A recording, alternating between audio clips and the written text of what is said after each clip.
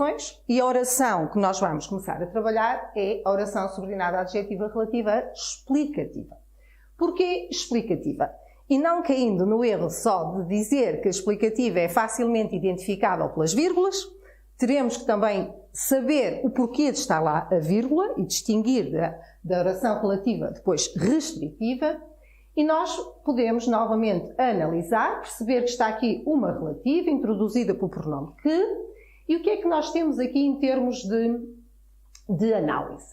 O que era preto e gordo acaba por nos dar uma informação adicional, ou seja, prestar um esclarecimento sobre o antecedente gato. O gato deitou-se na varanda e eu, fico a saber que este gato tem características. Era preto e era gordo. É uma informação adicional. Esta frase tem ainda uma independência em termos prosódicos. E cá está. Nós temos duas vírgulas que nos obrigam, em termos de leitura, a fazer aqui uma pausa. E também uma independência sintática. É quase uma estrutura de encaixe, não é? O gato que era preto e gordo. Se nós formos ver e analisarmos toda a frase complexa, nós quase temos aqui uma integração de natureza paratática. O gato era preto e gordo e deitou-se na varanda. Isto relativamente a este tipo de orações. Também é importante saber que elas surgem então isoladas entre vírgulas, parênteses ou travessões. Quanto à restritiva, peço desculpa. Quanto à associação da função sintática a este tipo de oração.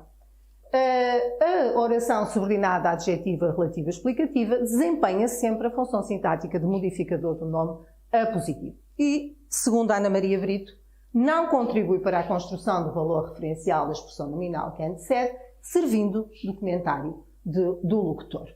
Reparemos então que este modificador do nome apositivo também é importante dizer que não desempenha, não surge sempre sob a forma de oração. Também pode ser um grupo nominal. Quem há uma gaivota de penas cor de prata gostava especialmente de observar as bandeiras do barco. E reparem que isto é um grupo nominal que nos dá uma informação adicional sobre o antecedente quem há.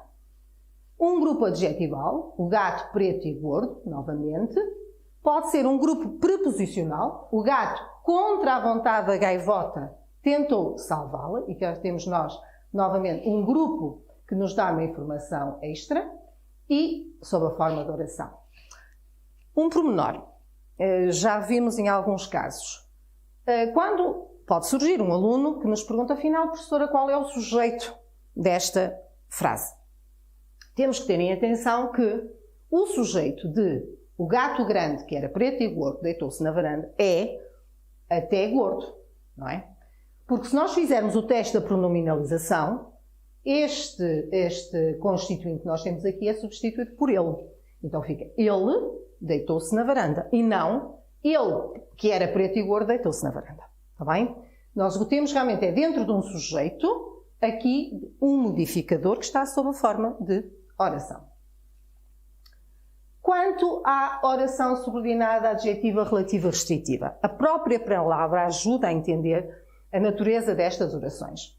Introduzem uma nova propriedade sobre o nosso antecedente, neste caso, a promessa. Zorbas cumpriu a promessa. Qual promessa? Que fez à gaivota. Temos novamente o pronome relativo, a funcionar aqui com outra função sintática dentro da oração, mas isto não interessa para agora. Ele vai então acrescentar e vai ter uma leitura restritiva em relação à promessa. Estas orações não podem ser separadas por vírgulas, mesmo, até porque, se repararem pela definição que a professora doutora Ana Maria Brito, especialista e investigadora nesta área, nos diz, este modificador de nome restritivo e oração subordinada adjetiva relativa restritiva contribui para o valor referencial da expressão nominal e, por isso, não pode ser separado do antecedente por pausa. Pausa que corresponderia na escrita à vírgula. Como pode se concretizar? Através de um adjetivo, por exemplo, e um ruído de vidros partidos. Sobressaltou o humano ou um grupo preposicional. Sabe tudo, preferia enciclopédias com ilustrações.